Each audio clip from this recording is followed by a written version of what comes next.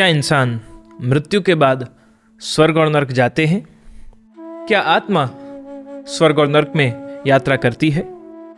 ये प्रश्न ने मनुष्य को अनेक सदियों से विचारों में डाला है और अनेक प्रकार के इसके उत्तर भी हमारी मनुष्य प्रजाति ने उत्पन्न किए हैं। उसमें सविशेष हमारे शास्त्र, भारतीय सनातन धर्म की दिव्य परंपरा में स्वर्ग और नरक के अलग अलग व्याख्यान प्राप्त होते हैं। भगवद गीता हो, पुराण हो, उपनिषद हो, गरुड़ पुराण जैसे दिव्य ग्रंथ हो, उनमें जीव की गति और कर्म के आधार पर वो किस प्रकार यात्रा करता है उसके वर्णन प्राप्त होते हैं। पर विशेष रूप से भगवद गीता में भगवान कहते हैं कि वासांसि जीर्णानि यथा विहाय नवानि गृह्णन्ति नरोपराणि तथा शरीराणि विहाय जीर्णा ज्ञानी संयाति नवानि देहि। जिस प्रकार एक व्यक्ति अपने पुराने वस्त्र को उतार कर उसका त्याग करके और नए वस्त्र धारण कर लेता है, ठीक वैसे ही आत्मा भी पुराने शरीर को छोड़कर और नया शरीर धारण करती है, नया कलेवर अपनाती है और उस नए कलेवर को धारण कर वह अमर होती है। यानी भगवान की इस वाक्य में यह स्पष्ट हो जाता है कि आत्मा अमर है। वो वस्त्र के समान त्याज्य नहीं, नष्ट नहीं होती, परंतु वह नित्य है। तो अब प्रश्न उठता है कि क्या मनुष्य स्वर्ग और नरक का अनुभव इस देह को त्याग करके और फिर करता है? नहीं। आत्मा की नित्यता के साथ यह भी मालूम चलता है कि स्वर्ग और नरक वो आंतरिक परिस्थितियां हैं, बाह्य कोई साधन या कोई परिस्थिति नहीं। मन के भीतर अगर व्यक्ति अच्छे कर्म करता है तो वह भीतर मन की शांति और आध्यात्मिक उन्नति के द्वारा स्वर्ग रूपी सुख को अनुभव कर सकता है।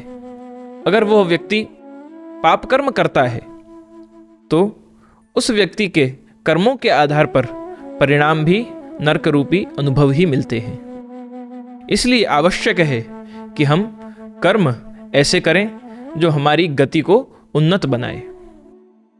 वासांसि जीर्णानि, भगवान के ये कहने का पीछे का कारण ही ये है कि हमें ये मनुष्य देह मिला है।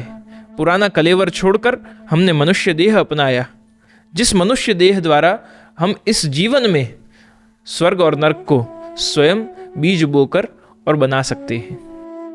आत्मा स्वर्ग के सुखों का, नरक के कष्टों का शायद अनुभव कर सके न कर सके, वो हमें मालूम नहीं, परंतु ये शरीर जो इंद्रियों से बना हुआ है, इन इंद्रियों के द्वारा व्यक्ति सुख भी अनुभव करता है और कष्ट भी अनुभव करता है। तो सुख और कष्ट दोनों का ही अनुभव ये शरीर कर सकता है। शरीर रूपी पात्र में जब आत्मा आती है तब वह अनुभव करने लगती है। तो मनुष्य देह द्वारा पाप कर्म करने पर नरक का अनुभव होगा और पुण्य कर्म करने पर हमें सुख का अनुभव होगा। बड़ा ही सुंदर दोहा है और जो कहता है कि कबीरा यह तन खेत है, मन वच कर्म किसान। कबीरा यह तन खेत है, मन वच कर्म किसान। पाप पुण्य दो बीज हैं, जोते बुवे सुजान। जो सुजान व्यक्ति है वो पाप बीज बोना है या पुण्य बीज बोना है, क्योंकि जैसा बीज बोया जाएगा वैसा ही वृक्ष आएगा, वैसे ही उसमें फल लगेंगे। तो जागृत बनकर हमें यह विचार करना है कि ये जीवन ही स्वर्ग रूप है या ये जीवन ही नरक रूप है।